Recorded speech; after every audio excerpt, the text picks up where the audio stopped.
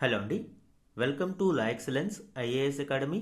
ఈరోజు మనం April 3rd week నాటి ఈనాడు న్యూస్ పేపర్లోని AP related regional current affairs అనేవి కవర్ చేద్దాం. ఈరోజు మన ఫస్ట్ ఆర్టికల్ చూడండి. హైకోర్టు ప్రధాన న్యాయమూర్తిగా జస్టిస్ లీసా గిల్ నియామకానికి రాష్ట్రపతి ఆమోదముద్ర, నోటిఫికేషన్ జారీ చేసిన కేంద్ర న్యాయశాఖ. హైకోర్టు తొలి మహిళా సీజేగా రికార్డు. ఏప్రిల్ 25వ తేదీన ఆమె ప్రమాణ స్వీకారం చేశారు. దీనికి సంబంధించిన ఇంపార్టెంట్ డీటెయిల్స్ అనేవి చూద్దాం. ఆంధ్రప్రదేశ్ హైకోర్టు యొక్క ప్రధాన న్యాయమూర్తిగా జస్టిస్ లీసా గిల్ నియమితులయ్యారు. రాష్ట్రపతి ద్రౌపది ముర్ము ఈ నియామకానికి ఆమోద ముద్ర వేయడంతో కేంద్ర న్యాయశాఖ బుధవారం నోటిఫికేషన్ జారీ చేసింది.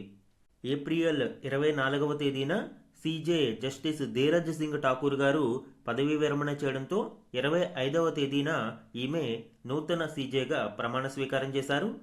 దీంతో justice Lisa Gill AP high court తొలి మహిళా ప్రధాన న్యాయమూర్తిగా రికార్డుకెక్కారు.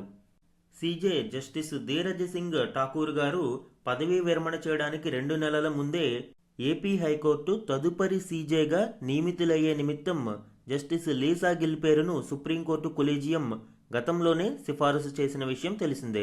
హైకోర్టు ప్రధాన న్యాయమూర్తి యొక్క నియామక ప్రక్రియకు సంబంధించిన డీటెయిల్స్ చూద్దామండి. ఆర్టికల్ 217 ఆఫ్ ఇండియన్ కాన్స్టిట్యూషన్ దీని గురించి వివరిస్తుంది. హైకోర్టు ప్రధాన న్యాయమూర్తి యొక్క అపాయింట్మెంట్కి సంబంధించిన స్టెప్ బై స్టెప్ ప్రాసెస్ చూద్దాము. Initiation by CJI. భారత ప్రధాన న్యాయమూర్తి ఈ ప్రపోజల్ని ఇనిషియేట్ చేయడం జరుగుతుంది. తదుపరి సుప్రీంకోర్టు కొలీజియం యొక్క 2 సీనియర్ మోస్ట్ న్యాయమూర్తులతో అభిప్రాయ సేకరణ చేసి ఆ రికమెండేషన్ని ఎగ్జిక్యూటివ్ రివ్యూ కోసం యూనియన్ లా మినిస్టర్కి పంపించడం జరుగుతుంది. తదుపరి యూనియన్ లా మినిస్టర్ రాష్ట్ర ప్రభుత్వం యొక్క అభిప్రాయం తెలుసుకోవడం కోసం గవర్నర్కి పంపిస్తారు. జనరల్గా ఇక్కడ ఒక అవుట్ సైడ్ పాలసీ అనేది చూడవచ్చు. ఎక్కడ ఎక్స్ప్లిసిట్గా మెన్షన్ చేయలేదు, but generally from outside their parent high court to ensure impartiality. రాష్ట్ర ప్రభుత్వం యొక్క అభిప్రాయాన్ని తీసుకున్న తర్వాత తదుపరి union law minister prime minister ద్వారా ప్రెసిడెన్షియల్ అప్రూవల్ కొరకు దీనిని రాష్ట్రపతికి పంపించడం జరుగుతుంది. ఫైనల్ స్టెప్గా రాష్ట్రపతి ఆమోదంతో హైకోర్టు ప్రధాన న్యాయమూర్తిగా సంబంధిత రికమెండెడ్ పర్సన్ నియమించబడతారు. హైకోర్టు ప్రధాన న్యాయమూర్తిగా ఎన్నికవడానికి ఎలిజిబిలిటీ క్రైటీరియా మనం చూస్తే must be an Indian citizen, ఖచ్చితంగా భారతీయ పౌరులై ఉండాలి. Held judicial office in India for at least 10 years or advocate of a high court for at least 10 years. ఈ విధంగా ఎలిజిబిలిటీ క్రైటీరియాని చూడవచ్చు. దీనితో పాటు ఇటీవలి రీసెంట్ పాలసీ చేంజ్ చూడండి, అడ్వాన్స్ ట్రాన్స్ఫర్ పాలసీ. ఈ అడ్వాన్స్ ట్రాన్స్ఫర్ పాలసీ అనేది ప్రస్తుత సిజేఐ జస్టిస్ సూర్యకాంత్ గారి నేతృత్వంలో దీనిని ఫ్రేమ్ చేయడం జరిగింది. దీని ప్రకారం హైకోర్టు ప్రధాన న్యాయమూర్తిగా బాధ్యతలు స్వీకరించే వ్యక్తి 2 నెలలకి ముందుగానే ఆ హైకోర్టు యొక్క జడ్జిగా ట్రాన్స్ఫర్ అవడం జరుగుతుంది. అంటే అక్కడ అలవాటు పడడానికి మరియు administrative continuity and smooth transition కోసం ఈ విధానాన్ని తీసుకురావడం జరిగింది. రీసెంట్గా జస్టిస్ లీసా గిల్ గారు సేమ్ ఈ విధంగానే పంజాబ్ అండ్ హర్యానా హైకోర్టు నుంచి ఆంధ్రప్రదేశ్ హైకోర్టు జడ్జిగా 2 నెలల ముందుగానే ఆవిడ ట్రాన్స్ఫర్ అవడం జరిగింది. అండ్ నౌ ఇప్పుడు ఆమె నూతన ప్రధాన న్యాయమూర్తిగా నియమితులయ్యారు. టెన్యూర్ ఆఫ్ జడ్జెస్ చూడండి, holds office until 62 years. High court judge 62 సంవత్సరాల వరకు పదవిలో ఉంటారు. అండ్ మినిమం ఏజ్ ఎక్కడ మెన్షన్ చేయలేదు అండి, మ్యాక్సిమం ఏజ్ మాత్రమే ఉంటుంది. ఇది కూడా ఎర్లియర్ ఒరిజినల్ కాన్స్టిట్యూషన్లో 60 సంవత్సరాలుగా ఉండేది. కానీ 15వ రాజ్యాంగ సవరణ ద్వారా 1963లో ఆర్టికల్ 217 క్లాజ్ 1కి అమెండ్మెంట్ చేయడం జరిగింది. తద్వారా 60 సంవత్సరాల నుంచి ఈ రిటైర్మెంట్ ఏజ్ను 62 సంవత్సరాలకు పొడిగించారు. ఏజ్ క్వశ్చన్ ఏదైనా అరైజ్ అయినప్పుడు ఖచ్చితంగా ప్రెసిడెంట్ సిజేఐని కన్సల్ట్ చేసి ఫైనల్ డిసిషన్ తీసుకోవాల్సి ఉంటుంది. అలానే హైకోర్టు ప్రధాన న్యాయమూర్తి రాష్ట్రపతికి రాజీనామా లేఖను సమర్పించడం ద్వారా పదవికి రాజీనామా చేయవచ్చు. అలానే రిమూవల్ ప్రాసెస్కి సంబంధించి కూడా పార్లమెంటు యొక్క రికమెండేషన్తో ప్రెసిడెంట్ తొలగించవచ్చు. దీనికి సంబంధించి ఇటీవల జస్టిస్ యశ్వంత్ వర్మ గారి కేసులో మనము డిస్కస్ చేయడం జరిగింది. ఏ విధంగా పార్లమెంట్ యొక్క ప్రాసెస్ ఉంటుంది, దీనికి సంబంధించిన స్పెషల్ మెజారిటీ ఏంటి అనేది మనము చూసాము. అలానే జస్టిస్ యశ్వంత్ వర్మ గారు ఇంపీచ్మెంట్ ప్రాసెస్ పూర్తి కాకుండానే రాష్ట్రపతికి తన లేఖను సమర్పించి రాజీనామా చేశారు. సో రిమూవల్ అండ్ రెసిగ్నేషన్ ఇక్కడ కూడా చూడవచ్చు. సుప్రీంకోర్టు న్యాయమూర్తిగా వెళ్ళినప్పుడు కూడా ఇక్కడ పదవి అనేది వేకేట్ అవుతుంది. సో ఇవి హైకోర్టు ప్రధాన న్యాయమూర్తికి సంబంధించిన కీలక డీటెయిల్స్. అండ్ ఏపీ హైకోర్టు ప్రధాన న్యాయమూర్తిగా జస్టిస్ లీసా గిల్ గారు నియమితులయ్యారు. మన నెక్స్ట్ ఆర్టికల్ చూడండి. దివ్య భారత్కు పర్యాటక హారతి, రాష్ట్రాల వారీగా ప్రముఖ పర్యాటక ప్రాంతాలతో నీతి ఆయోగ్ నివేదిక, ఏ నెలలలో ఏ ప్రదేశాలను సందర్శిస్తే బాగుంటుందో వివరణ, జాతీయ అంతర్జాతీయ పర్యాటకులకు అధీకృత వివరాలు అందుబాటులోకి. ఈ ఆర్టికల్ నీతి ఆయోగ్ విడుదల చేసిన దివ్య భారత్ నివేదికకు సంబంధించి మరియు ఈ దివ్య భారత్ నివేదికలో ఆంధ్రప్రదేశ్కి సంబంధించిన వివిధ ప్రాంతాలు మరియు పర్యాటక విశేషాల గురించి డిస్కస్ చేద్దామండి. ఈ దివ్య భారత్ ఇనిషియేటివ్ అనేది భారతదేశంలో పర్యాటకాన్ని అభివృద్ధి చేయడానికి నీతి ఆయోగ్ రూపొందించిన ఒక కాంప్రహెన్సివ్ నేషనల్ టూరిజం యాంథాలజీ. దీని ద్వారా ఏ సమయాలలో ఏ రాష్ట్రాలలో ఏ పర్యాటక విశేషం ఉంటుంది, ఏ పర్యాటక ప్రాంతం బాగుంటుంది అనేది పూర్తి వివరాలు ఇందులో పొందుపరిచారు. దీనిని నీతి ఆయోగ్ ఏప్రిల్ 17వ తేదీన లాంచ్ చేసింది. Divya Bharat a window to the soul of India. దీని యొక్క ఎయిమ్ అండ్ విజన్ చూడండి. Strengthen India's tourism ecosystem, promote balanced and experiential travel across all states and union territories. భారతదేశంలో ఈ పర్యాటక ఎకోసిస్టమ్ని అభివృద్ధి చేయడం దీని యొక్క ప్రధాన ఉద్దేశం. Key features of the initiative మనం చూస్తే 3000+ curated listings like iconic landmarks కావచ్చు, కల్చరల్ ట్రెడిషన్స్ కావచ్చు, ఫెస్టివల్స్ కావచ్చు, మరియు 12,000+ కల్చరల్ ఎక్స్ప్రెషన్స్ అంటే టెక్స్టైల్స్, హ్యాండ్ క్రాఫ్ట్స్, క్విజిన్స్ కావచ్చు. అలానే 2100+ డైవర్స్ డెస్టినేషన్స్, వివిధ categories nature, adventure, heritage, pilgrimage ఇలా 2100+ డైవర్స్ డెస్టినేషన్స్ని పొందుపరిచారు. బ్యాలెన్స్డ్ టూరిజం స్ట్రాటజీ ఇది హైలైట్స్ లెసర్ నోన్ స్పాట్స్ని మరియు లోకల్ ఎకానమీస్ని సపోర్ట్ చేయడం కోసము, కల్చరల్ హెరిటేజ్ని ప్రిజర్వ్ చేయడం కోసము రూపొందించిన ఒక వెల్ బ్యాలెన్స్డ్ స్ట్రాటజీ అండి. ఇది ప్రభుత్వ మరియు ఇండస్ట్రీ అకాడమిక్ బాడీస్ యొక్క కొలాబరేషన్గా చూడవచ్చు. Indian institute of tourism and travel management Noida మరియు ఎయిర్ బస్ ఇలా అనేక సంస్థలు ఇందులో భాగస్వాములుగా ఉన్నాయి. ఈ దివ్య భారత్ నివేదిక యొక్క ఇన్స్పిరేషన్ ఎక్కడి నుంచి అండి? లోన్లీ ప్లానెట్ ట్రావెల్ బుక్ ప్రపంచవ్యాప్తంగా ప్రసిద్ధి చెందిన ఈ నివేదిక. దీనిని ఇన్స్పిరేషన్గా తీసుకునే నీతి ఆయోగ్ దేశీయ పర్యాటక ప్రాంతాలతో ఈ నివేదికను తీసుకువచ్చింది. మొత్తం 498 పేజీల నివేదికలో ఆంధ్రప్రదేశ్కు 13 పేజీలు ఇందులో కేటాయించారు. అలానే రాష్ట్రంలోని పర్యాటక ప్రాంతాలను సందర్శించడానికి అక్టోబరు నుంచి ఫిబ్రవరి వరకు మంచి సమయమని పేర్కొంది. ఆ సమయంలో వాతావరణం చల్లగా ఆహ్లాదంగా ఉంటుంది అని తెలిపింది. సాంప్రదాయ కూచిపూడి, విలాసిని నాట్యానికి ఏపీ కేంద్రమని వర్ణించింది.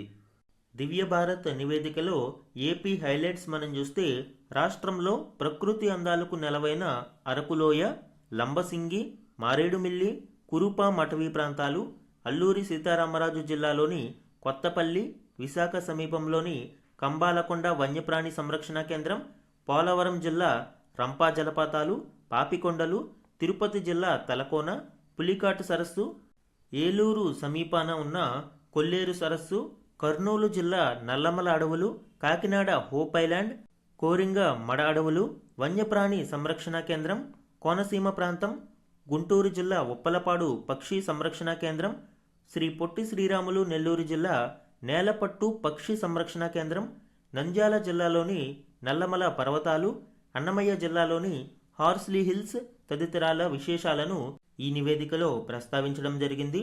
అదేవిధంగా రాష్ట్రంలోని ప్రసిద్ధ నిర్మాణాలు, సహజ సిద్ధ గుహలు, సముద్ర తీరాల విశేషాలను నివేదికలో విపులీకరించింది.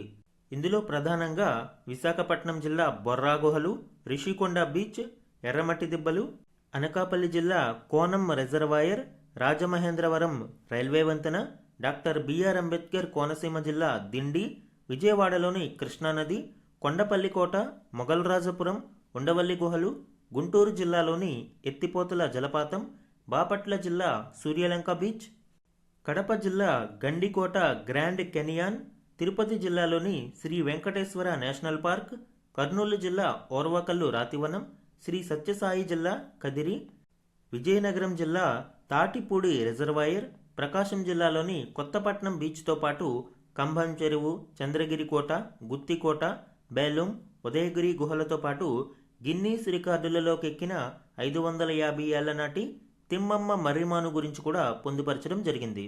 వీటితో పాటు ఆంధ్రప్రదేశ్లోని వివిధ ప్రసిద్ధ పుణ్యక్షేత్రాలు ఆధ్యాత్మిక వైభవాన్ని పొందుపరిచారు.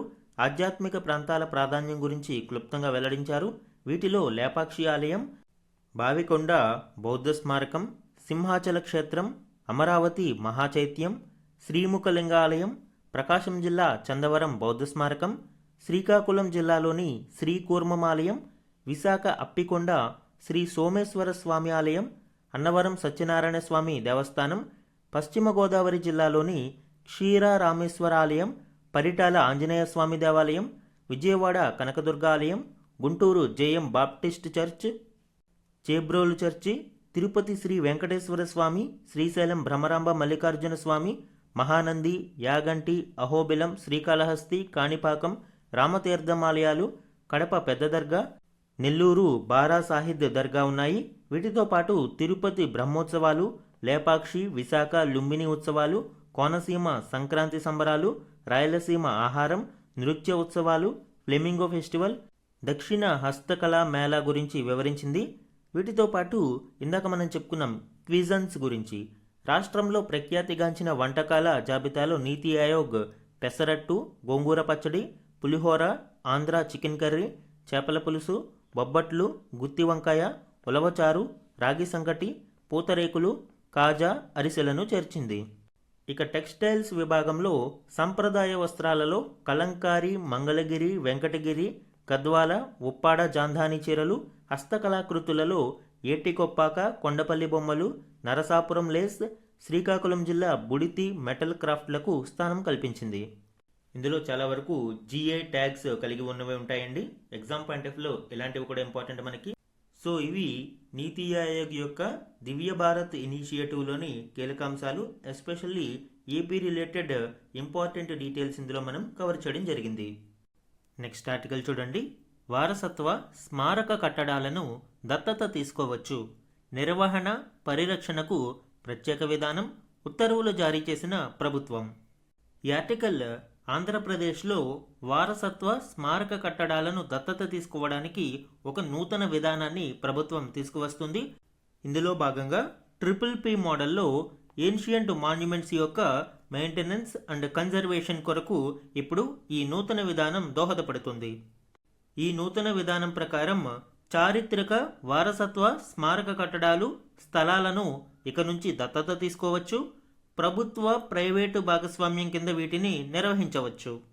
ఈ మేరకు ప్రభుత్వం వారసత్వ కట్టడాలు, స్థలాల దత్తత విధానం తీసుకురావడం జరిగింది. గణాంకాలను చూస్తే రాష్ట్రం మొత్తం 280 వారసత్వ కట్టడాలు ఉన్నాయి. వీటిలో 190 వరకు దేవాలయాలు ఉన్నాయి.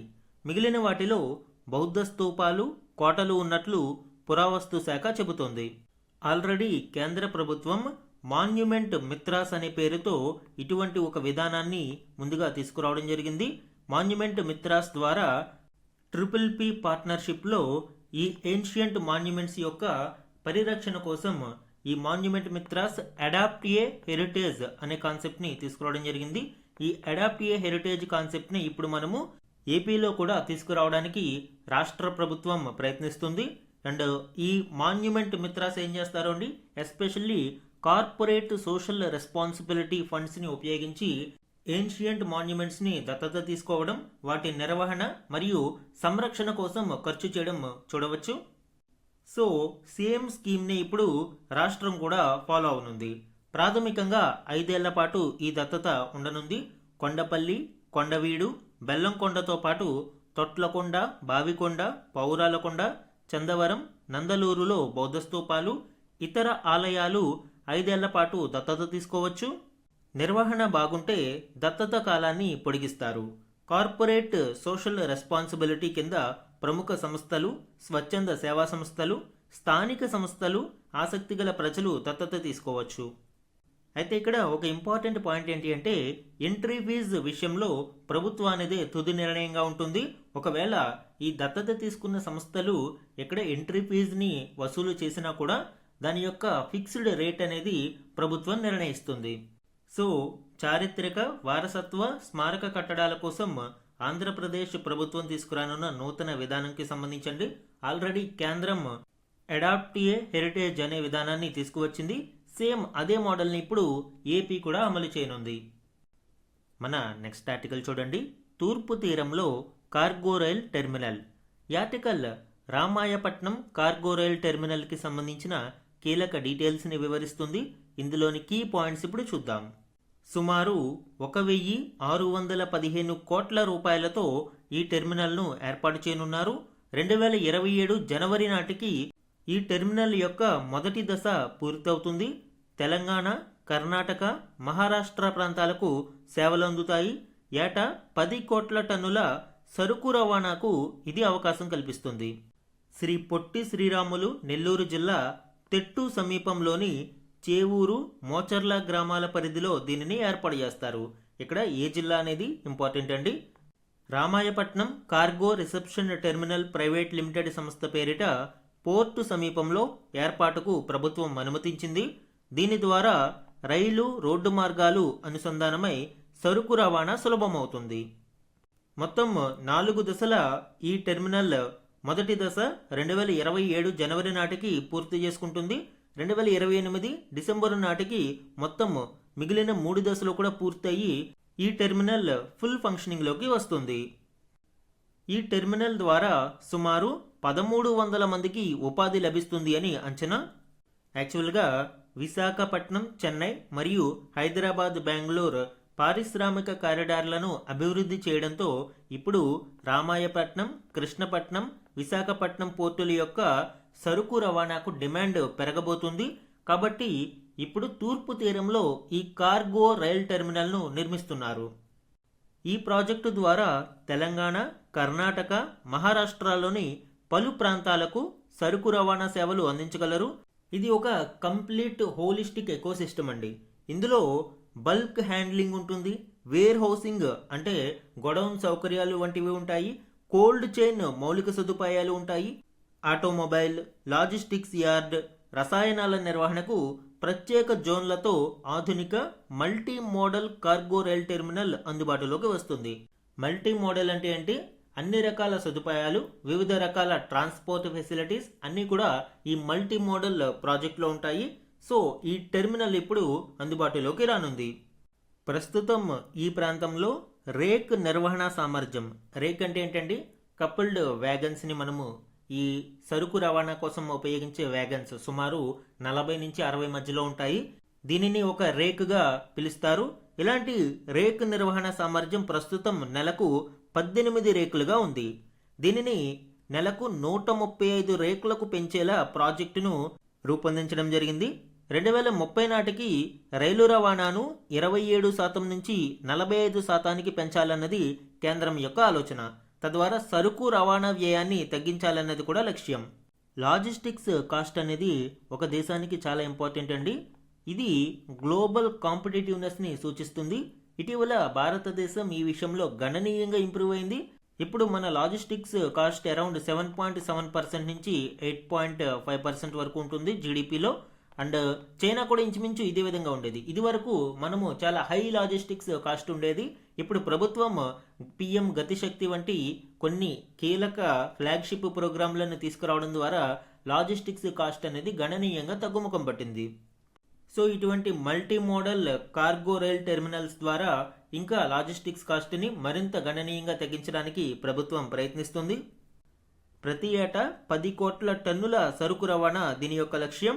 కార్గో రైల్ టెర్మినల్ ద్వారా బొగ్గు, ఇనుప ఖనిజం, సిమెంటు, ఇతర ఉత్పత్తులు కలిపి ఏటా సుమారు 10 కోట్ల టన్నుల సరుకు రవాణాకు అవకాశం ఉంటుంది అనేది ఒక అంచనా.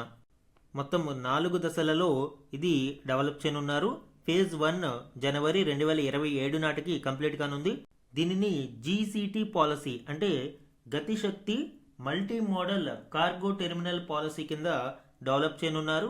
శ్రీ పొట్టి శ్రీరాములు నెల్లూరు జిల్లాలో ఉన్న ఈ రామాయంపట్నం పోర్టు కేవలం మెయిన్ రైల్వే నెట్వర్క్కు 5.5 కిలోమీటర్ల దూరంలో ఉండడం స్ట్రాటజిక్ కనెక్టివిటీకి ఇది చాలా కీలకంగా ఉంది.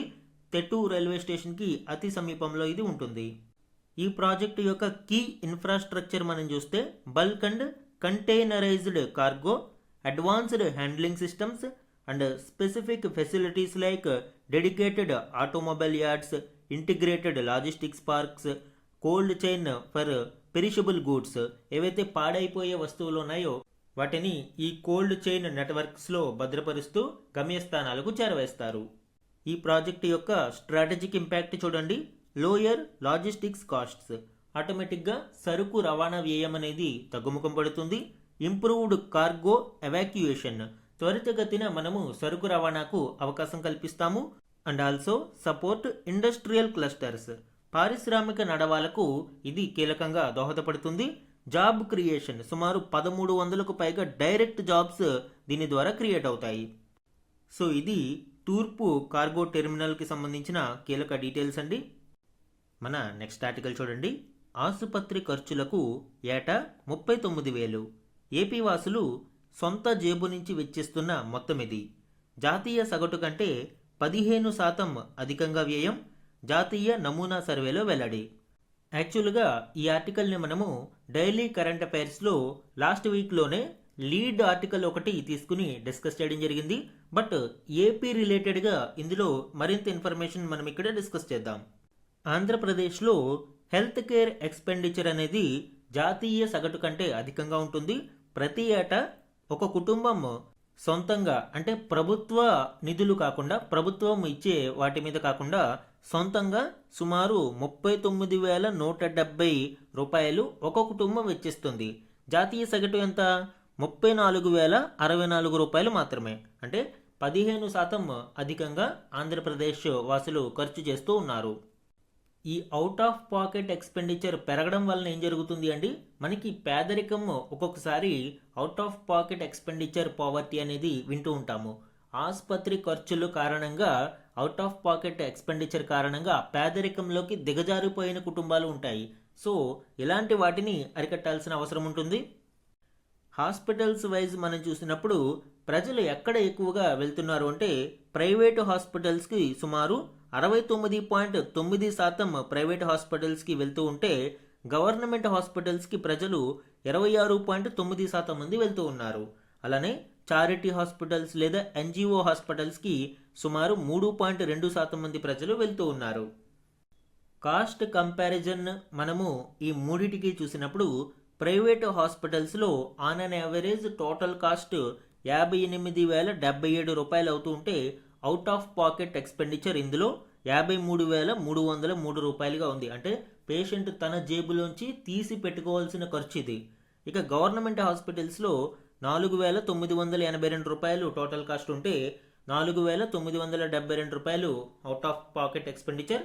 అండ్ చారిటబుల్ హాస్పిటల్స్కి ఇది 18,259 రూపాయలుగా ఉండగా అవుట్ ఆఫ్ పాకెట్ ఎక్స్పెండిచర్ ఇందులో 18,020 రూపాయలుగా ఉంది. సో ఓవరాల్గా ఏపీ యావరేజ్ ఇక్కడ చూసుకుంటే టోటల్ హెల్త్ కేర్ కాస్ట్ అనేది సుమారు 42,517 రూపాయలుగా ఉండగా ఇందులో అవుట్ ఆఫ్ పాకెట్ ఎక్స్పెండిచర్ 39,170 రూపాయలుగా ఉంది. సో అదే మనం ఇక్కడ ఇందాక చెప్పుకున్నాం. ఇక ఇందులో కూడా స్పెసిఫిక్గా maternity and child birth expenses అనేవి చూస్తే ప్రైవేట్ హాస్పిటల్స్లో ఇది 38,708 రూపాయలుగా ఉండగా గవర్నమెంట్ హాస్పిటల్స్లో కేవలం 2,194 రూపాయలుగా ఉంది. ఓవరాల్గా ఏపీ యావరేజ్ ఈ విషయంలో 21,770 రూపాయలుగా ఉంది. ఇక దక్షిణాది రాష్ట్రాలలో ఆంధ్రప్రదేశ్ కంటే అధికంగా ఉన్నవి మనం చూసినప్పుడు తెలంగాణ అత్యధికంగా 46,316 రూపాయలు మనకి ప్రతి ఏటా ఒక కుటుంబం ఖర్చు చేస్తూ ఉన్నారు. తమిళనాడు 44,535 రూపాయలు అండ్ ఏపీ 39,170 అండ్ ఏపీ కంటే దిగువన కర్ణాటక 37,606, కేరళ 35,338. కేరళ యొక్క పబ్లిక్ హెల్త్ ఎకోసిస్టమ్ అనేది చాలా స్ట్రాంగ్గా ఉంటుంది అండి. అందుకే అవి నిఫా లాంటి ప్రమాదకరమైన వైరస్లు ప్రతి సంవత్సరం దాడి చేస్తూ ఉన్నా కూడా చాలా సమర్థవంతంగా నిర్వహించగలుగుతున్నాయి. నేషనల్ శాంపిల్ సర్వే 80వ రౌండ్ సర్వే ప్రకారం మొత్తం ఆంధ్రప్రదేశ్లో 21 నుంచి 25% జనాభాకు వివిధ రకాల వ్యాధులు, ఇన్ఫెక్షన్స్ వంటివి గురి అయ్యి ఉన్నారు. Especially heart diseases, respiratory diseases, renal diseases, digestive, neurological, diabetes, blood or infection, so ఇలాగా అనేక వ్యాధులతో సతమతమవుతూ ఉన్నారు. ఇక్కడ రూరల్ మరియు అర్బన్ డివైడ్ కూడా చూడవచ్చు అండి. గ్రామీణ ప్రాంతాలలో 20.1% మంది, పట్టణ ప్రాంతాలలో 23% పైన పేర్కొన్న ఆరోగ్య సమస్యలలో చిక్కుకుని ఉన్నారు. ఇక జెండర్ వైజ్ మనం చూసినప్పుడు ఒక ఏడాది కాలంలో రాష్ట్రంలో ప్రతి 1000 మందిలో సగటున 35 మంది పురుషులు, 28 మంది మహిళలు ఆసుపత్రిలో చేరుతున్నారు. ఇలాంటి వారిలో గ్రామీణ ప్రాంతాలలో పురుషులు మరియు పట్టణ ప్రాంతాలలో మహిళల సంఖ్య ఎక్కువగా ఉంటుంది. సో ఇది ఆంధ్రప్రదేశ్లోని హెల్త్ కేర్ ఎక్స్పెండిచర్కి సంబంధించిన కీలక డీటెయిల్స్ అండి. ఓవరాల్గా నేషనల్ హెల్త్ కేర్ ఎక్స్పెండిచర్ గురించి మనము last week daily current affairs క్లాస్లో డిస్కస్ చేశాము. ఒకసారి ఆర్టికల్ కూడా చూడండి. మన నెక్స్ట్ ఆర్టికల్ చూడండి. 100 ఏళ్లకు గుర్తుగా 100 రూపాయల వెండి నాణెం, ఆంధ్రావర్సిటీ శతాబ్ది ఉత్సవాలపై విడుదల చేయనున్న కేంద్ర ఆర్థిక శాఖ. ఈ ఆర్టికల్ ఆంధ్ర యూనివర్సిటీ యొక్క శతాబ్ది ఉత్సవాలు 2026లో నిర్వహిస్తూ ఉన్నారు. ఈ సందర్భంగా కేంద్ర ఆర్థిక శాఖ 100 రూపాయల వెండి నాణాన్ని విడుదల చేస్తూ ఉంది. ఈ కంటెక్స్ట్లో దీనికి సంబంధించిన ఇంపార్టెంట్ డీటెయిల్స్ ఇప్పుడు చూద్దాం. ఈ వెండి నాణెం బరువు సుమారు 35 గ్రాములు ఉంటుంది. 44 మిల్లీమీటర్ల వ్యాసార్థం ఉండే ఈ నాణాన్ని 50% వెండి, 40% రాగి, 5% నికెల్ మరియు 5% జింక్తో రూపొందిస్తున్నారు. నాణానికి ఒకవైపు సత్యమేవ జయతే అన్న సూక్తితో కూడిన 4 సింహాల అశోక స్తూపం, 100 రూపాయలు, హిందీ, ఇంగ్లీష్లలో భారత్, ఇండియా అన్న అక్షరాలు ఉంటాయి. మరోవైపు ఆంధ్ర యూనివర్సిటీ అధికారిక లోగో, దానికి కుడి ఎడమలలో 1926, 2026 సంవత్సరాలు ఆంధ్ర యూనివర్సిటీ శతాబ్ది ఉత్సవాలు అని ఇంగ్లీష్, హిందీలలో ఉంటాయి. ఏయుకి సంబంధించిన మరిన్ని డీటెయిల్స్ చూడండి. 1926లో దీనిని ఎస్టాబ్లిష్ చేయడం జరిగింది. దీనిని ఆంధ్ర యూనివర్సిటీ యాక్ట్ 1925 లేదా మద్రాస్ యాక్ట్ 2 ఆఫ్ 1926గా పిలుస్తారు. ఈ చట్టం ప్రకారం ఆంధ్ర విశ్వవిద్యాలయాన్ని ఏర్పాటు చేయడం జరిగింది. అఫీషియల్ ఇనాగరేషన్ అక్టోబర్ 31, 1926లో లార్డ్ గోషన్ దీనిని ప్రారంభించారు. ఇంపార్టెంట్ పాయింట్ ఏంటి అంటే ఇప్పుడు ఏయు వైజాగ్లో ఉంది, కానీ ముందుగా ఈ విశ్వవిద్యాలయాన్ని విజయవాడలో ఏర్పాటు చేయడం జరిగింది టెంపరీగా. తరువాత అప్పటి ఫౌండింగ్ వైస్ ఛాన్సలర్ అయిన సిఆర్ రెడ్డి గారి ప్రోత్సాహంతో ప్రస్తుత లొకేషన్ అయిన విశాఖపట్నానికి పర్మనెంట్గా షిఫ్ట్ చేయడం జరిగింది. కీ హిస్టారికల్ మైల్ స్టోన్స్ని మనం చూస్తే అప్పటి కింగ్ విక్రమదేవవర్మ మహారాజా ఆఫ్ జైపూర్ సుమారు 2 మిలియన్ రూపాయలు మరియు ల్యాండ్ ఈ యూనివర్సిటీ కోసం దానం చేశారు. అలానే distinguished leadership sir CR Reddy, visionary founder and vice chancellor of Andhra university, మరియు doctor Sarvepalli Radhakrishnan second vice ఛాన్సలర్గా ఈయన 1931 నుంచి 36 వరకు వర్క్ చేశారు. సో ఇటువంటి మహనీయుల అడుగుజాడలలో ఈ ఆంధ్ర విశ్వవిద్యాలయం అనేది అడుగులు వేసింది. అకాడమిక్ లెగసీ అండ్ పయోనరింగ్ డిసిప్లిన్స్ మనం చూస్తే సుమారు 422 ఎకరాల క్యాంపస్ ఇది కలిగి ఉంది. 50కి పైగా డిపార్ట్మెంట్స్ కలిగి ఉంటుంది. And nuclear physics, marine engineering, ocean sciences వంటి ఆధునిక శాస్త్ర సాంకేతికత విజ్ఞానం కూడా ఇందులో అందిస్తూ ఉన్నారు. అండ్ ఈ విశ్వవిద్యాలయానికి చెందిన నోటబుల్ అల్యూమ్ని మనం చూస్తే sir CV Raman, Venkaiah Naidu, Duvvuri Subbarao, CR Rao, so ఇలాగ అనేక మంది ప్రముఖులు ఈ విశ్వవిద్యాలయంలో చదువుకున్నవారే. ఇక ఈ యూనివర్సిటీ యొక్క ఎంబ్లం మనం చూస్తే దీన్నే ఈ 100 రూపాయల నాణెం వెనక వైపు ముద్రిస్తూ ఉన్నారు. ఈ ఎంబ్లంని మనము చూస్తే ఇందులో రైజింగ్ సన్ అనేది ఉంటుంది. అలానే లోటస్ నాలెడ్జ్కి మరియు ప్రాస్పరిటీకి చిహ్నంగా ఉంటుంది. ఈ రైజింగ్ సన్ అనేది ఎన్లైట్మెంట్ జ్ఞానానికి ప్రతీక. అలానే కింద తేజస్వినా వధితమస్తు, may the divine light illuminate our studies అని ఈ విధంగా రాసి ఉంటుంది. సో ఇది ఏయు యొక్క ఎంబ్లం మనము చూడవచ్చు అండి. ఆంధ్ర యూనివర్సిటీ శతాబ్ది ఉత్సవాలలో భాగంగా ఈ 100 రూపాయల వెండి నాణాన్ని ఇప్పుడు ప్రభుత్వం విడుదల చేయనుంది. నెక్స్ట్ ఆర్టికల్ చూడండి. Economic Times business reformer of the ఇయర్గా చంద్రబాబు. ఈ ఆర్టికల్ ఎకనమిక్ టైమ్స్ ప్రకటించిన business reformer of the year 2025 అవార్డును ఏపీ ముఖ్యమంత్రి చంద్రబాబు నాయుడు గారు అందుకున్నారు. ఎకనమిక్ టైమ్స్ ప్రతిష్టాత్మకంగా అందించే ఈ అవార్డును ఆంధ్రప్రదేశ్లో speed of doing business, speed of delivering governance లాంటి విప్లవాత్మక విధానాలు అమలు చేసినందుకు ముఖ్యమంత్రి చంద్రబాబు నాయుడు గారిని దీనికి ఎంపిక చేయడం జరిగింది. And personal news and awards in న్యూస్లో ఇది ఇంపార్టెంట్ అండి. ఎందుకంటే ఏపీ సీఎం గారికే ఈ అవార్డు లభించింది కాబట్టి ఎగ్జామ్స్లో ఎక్కువగా ఇది అడిగే అవకాశం ఉంటుంది. నెక్స్ట్ ఆర్టికల్ చూడండి. రబీలో భారీగా తగ్గిన యూరియా వినియోగం, శుభ పరిణామంగా పేర్కొన్న సీఎం చంద్రబాబు. ఆంధ్రప్రదేశ్లో రబీ సీజన్లో యూరియా వాడకం గణనీయంగా తగ్గింది. దీనికి సంబంధించిన గణాంకాలను మనం చూస్తే ఏకంగా ప్రతి ఎకరాకు 70 కిలోల వినియోగం తగ్గింది అని వ్యవసాయ శాఖ గణాంకాలు పేర్కొంటూ ఉన్నాయి. రాష్ట్రంలో అన్ని జిల్లాలలోనూ యూరియా వినియోగం తగ్గుదల నమోదు కావడం ఇక్కడ గమనార్హం. రబీలో సాగు విస్తీర్ణం 56% పెరిగింది. గత 3 ఏళ్ల సగటుతో పోలిస్తే రబీలో ఏటా 25 లక్షల ఎకరాలలో అధికంగా పంటలు సాగు చేశారు. ఇక యూరియా వాడకానికి సంబంధించి చూస్తే 3 ఏళ్ల సగటు వాడకం ఏడాదికి 205.2 కిలోలుగా ఉండగా రబీ సీజన్లో కేవలం 135.2 కిలోలుగా నమోదైంది. అంటే ఎకరాకు 70 కిలోల చొప్పున తగ్గింది. ఇది చాలా శుభ పరిణామమని సీఎం చంద్రబాబు గారు హర్షం వ్యక్తం చేశారు. సో ఈ గణాంకాలు కూడా మనకి ఇంపార్టెంట్ అండి.